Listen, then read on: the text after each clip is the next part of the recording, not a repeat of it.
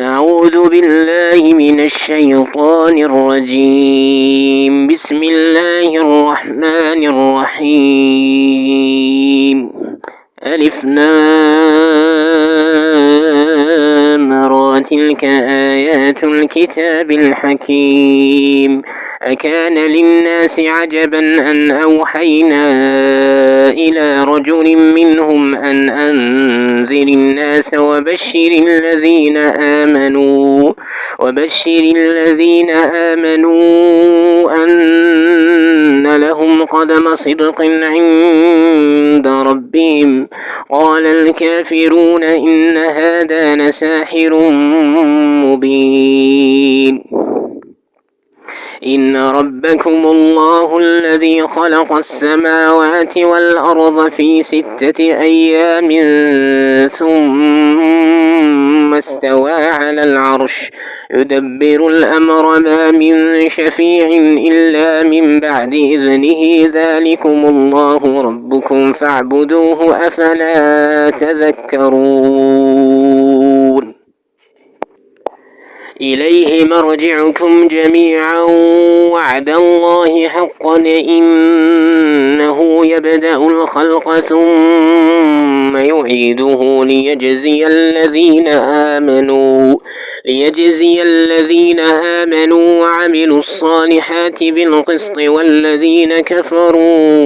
والذين كفروا لهم شراب من حميم وعذاب أليم بما كانوا يكفرون. هو الذي جعل الشمس ضياء والقمر نورا وقدره منازل لتعلموا عدد السنين والحساب.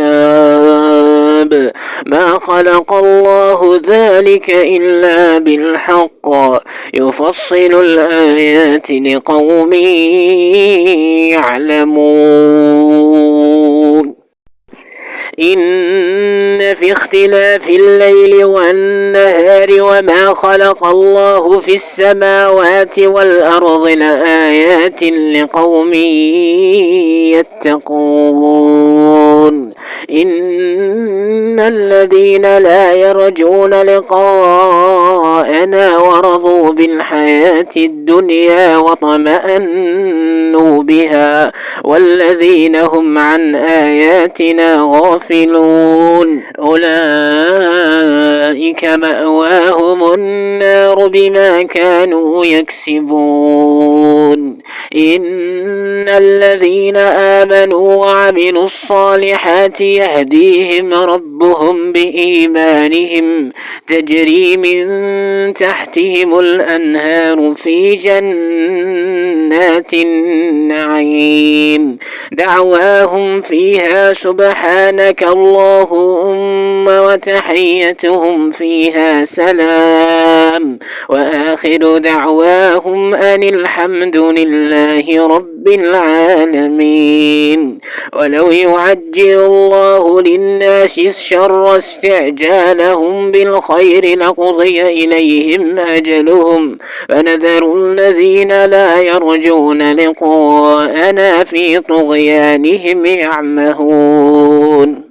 وإذا مس الإنسان الضر دعانا لجنبه أو قاعدا أو قائما فلما كشفنا عنه ضره مر كأن لم يدعنا إلى ضر مسه كذلك زين للمسرفين ما كانوا يعملون.